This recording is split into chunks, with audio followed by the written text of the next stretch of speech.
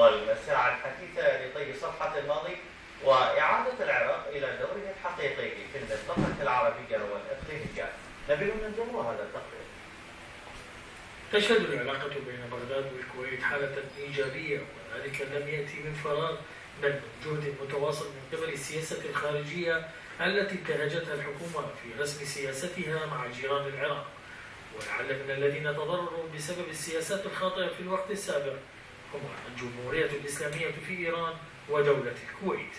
شهدت العلاقات الكويتية بسبب الغزو الصدامي لهذه الدولة الشقيقة الكثير من التشنجات، مما ألقى بعبء ثقيل وتركة ثقيلة استلمتها الحكومات المتعاقبة بعد سقوط نظام الهدام.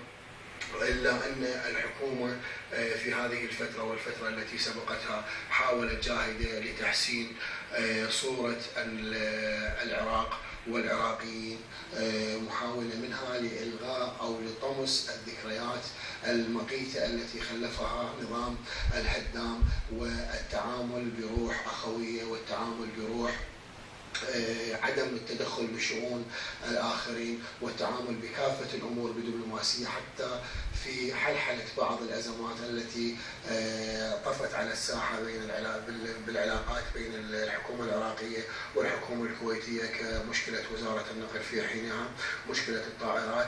حقيقة العراق بدأ يستعيد مكانته الموجودة بين الدول العربية والتي تتمثل بالمركز الأول أو قد نقول في الصدارة في لم الشمل العربي، وخصوصا أن النظام المقبور السابق خلف تركة من المقاطعات الدولية ولا سيما مع الدولة الشقيقة اللي هي دولة الكويت دامت قرابة 13 عاما.